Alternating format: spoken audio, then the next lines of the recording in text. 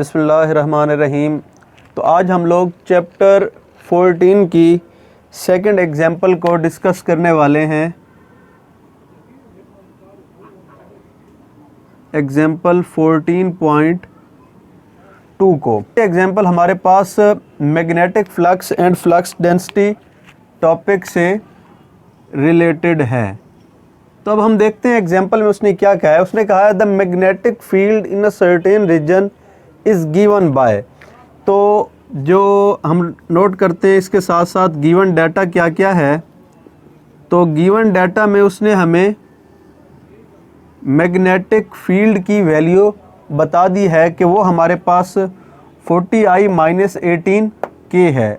अब आई के आपको पता है कि ये XY प्लेन की बात कर रहा है, तो इतने वेबर पर मीटर स्क्वायर उसने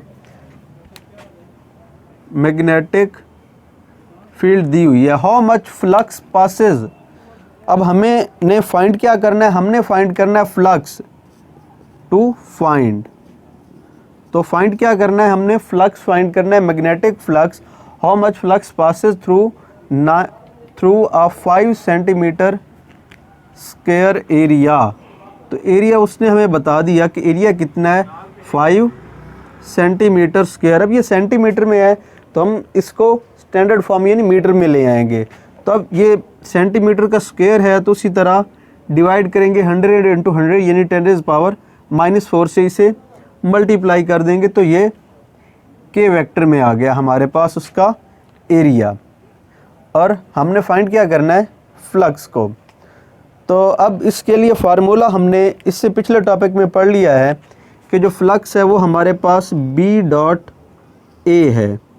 अब उसने चूँकि हमें XY प्लेन में दिया हुआ है डाटा, तो हम इसको XY प्लेन में ही मल्टीप्लाई कर लेंगे।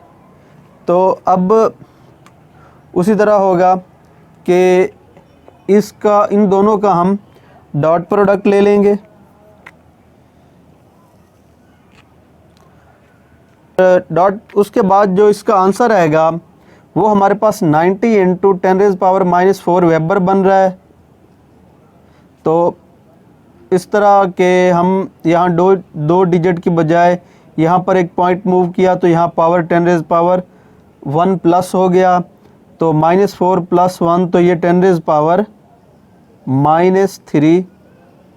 वेबर बन गया। इस तरह ये एग्जाम्पल सॉल्व हो गई। बहुत शुक्रिया। अल्लाह हाफ़िज़।